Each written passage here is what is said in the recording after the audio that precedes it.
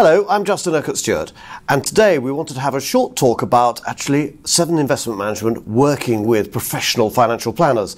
And who else could I possibly choose than the most professional financial planner I know, none other than, of course, Pete Matthew, who is Managing Director of Jackson's Wealth Management. Pete, welcome. Hi Justin, great to be here. So Pete, could you describe to me how you work with the 7IM full discretionary management service? Yes, we obviously work with the client, identify their goals, aspirations, timescales, risk tolerance, and put all that together in their financial plan. But we, remember, don't want to manage the day-to-day application of the money. We don't want to decide what the client buys and sells in order to achieve the aims that we've helped identify. So how does that link with us then? Well, we bring in the experts, and so we have a key relationship manager and investment expert at Seven Investment Management. Now that's George Winters, right, who has connections with Cornwall as well, so he loves to come down. And we will take him to meet our clients with us, and together, as a partnership, we will identify the right investment strategy for them. And so he writes the proposal, puts forward the papers to actually suggest the alternatives for the clients for the investments fitting in with the plan. Absolutely, having met them himself, and so it's definitely a partnership thing. You know, rather than me just saying run the money like this, yep, he meets them, speaks to them, gets an idea of how they might tick as well. And between the three of us, George, myself, and the client, we put together what is the right way for them to invest. And then that's a continuing process after that, is it? It's not just a sort of right, we've seen the client, we've signed them up, we've got the portfolio, now go. Oh, absolutely not. No, we're very particular about regular reviews of our clients, and George fits in very well with that as well, so we will take him to see the client annually, maybe biannually if that's necessary for the client, whichever the client prefers. What sort of portfolios do you find that we can really try and help with? One particular example which springs to mind, and it's happened actually 2 or 3 times, but where we've had a client with a legacy portfolio of individual stocks, maybe run by a stockbroker. One example, sort of self-picked throughout the years, and as time has gone on, it's been quite a considerable portfolio. Of course, then we have to do something with that, because very often people just amass these things over time without any thought as to why they're choosing the particular stocks. Maybe they inherited them or whatever. But of course, that's not the best way to manage money. It's not very cohesive. There's not much thought put into how all that fits into the plan. And so we need to move that legacy money into an environment which better fits their long-term planning. And we don't have permissions to sell or advise on individual stocks. Right. You guys do, so that's the perfect scenario where we could bring you in and say, look, we want this client's money to be run after such a fashion for this length of time. Go do it, and you move it from one to the other over time. Particularly to try and, I suppose, provide that technical support for those style of portfolios, and particularly up against the private banks as well. There seems to be an awful area of concern, I think, amongst clients with the service they're getting in that particular area. Oh, it's a huge concern. We come up against it all the time. I find it very difficult to understand the commitment and loyalty that people have sometimes to their banks, even after all that they've been through. But it is beginning to change, and people are beginning to consider that there are alternatives. Our clients enjoy the fact that we're bringing in the specialist.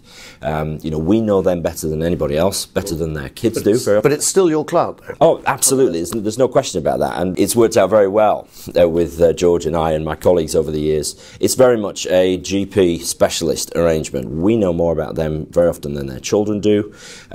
We know how their money should be invested in terms of timescale and risk profile and things like that, but we don't want to do the day-to-day running, and George just comes in and answers their questions better than I ever could. One area that I think is particularly fascinating, and something I find quite rare in our industry, is actually making sure you're bringing in the right managers for the right sort of portfolios. And quite often I think people find it rather strange sometimes that Seven Investment Management turns around and says, actually, use us for this part of the portfolio, but there are other managers we should bring in as well who've got technical expertise. Has that provided any benefit in how you've been dealing with clients? One example that springs to mind is we had a very sophisticated investor, chartered accountant, senior partner of his firm, and he had a large portfolio. And what he was suggesting to us that we should do is to essentially split that portfolio and have it run by different managers, all in the name of diversification. Which is quite sensible. Makes sense. To us, though, that presents a problem, because if we want his portfolio managed in a certain way to a given end, bringing in 2 or more managers brings in potential for conflict, perhaps an incorrect asset allocation, and so potentially also duplication, I suppose, in terms of the asset class. Exactly, which can skew the risk profile potentially. So the MAFAS service that 7IM provided, which is the multi-asset fund advisory service, with George Winter's help, he suggested that to this client, which basically 7IM then sit as the overall money manager and bring in carefully identified third-party managers to run particular areas of the portfolio. I find it fascinating because in many ways our industry has a nasty habit of trying to say it's mine the entire time, whereas actually opening up, let's bring in the people who are really good in particular areas and make sure they don't duplicate each other. Surely isn't that a more mature way of trying to do things? Absolutely, makes perfect sense, doesn't it? This is very odd. But so that's worked quite successfully then, has that? It has, yeah. The client is happy, and we feel more in control, and happier that the money is being run more intelligently than it might otherwise be. And how does the relationship develop then? Because obviously you're the primary contact with those clients. Does the relationship with Seven, does that get in the way, or how does that work? It's about managing the client's expectation and teaching them what it is we do, and that's been, to be honest, the bulk of the process of the last few years in moving our firm from a classic transactional IFA to a financial planning firm, is educating clients. They still see us as brokers of products very often, particularly if they haven't met us before.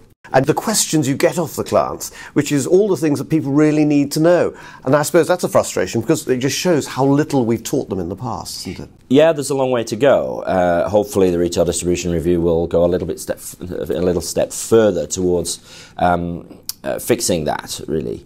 But the relationship with 7IM certainly doesn't get in the way. The clients know that we are the ones identifying their issues, helping them to visualize and put a number on their goals, and then we're bringing in the expert third-party fund manager and saying, run the money according to these desired ends, please, and it works brilliantly. So in a nutshell, what do you think are the key elements that hopefully this relationship has been able to build for Jackson's?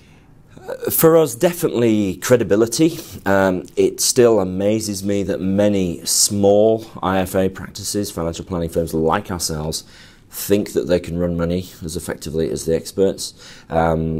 We just decided we didn't want to do that.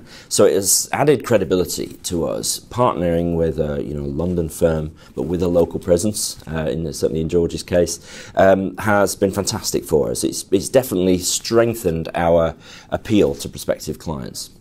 Well, Pete, thank you very much for that. I really appreciate it. A very exciting year last year, and best of luck for next year. Thank you.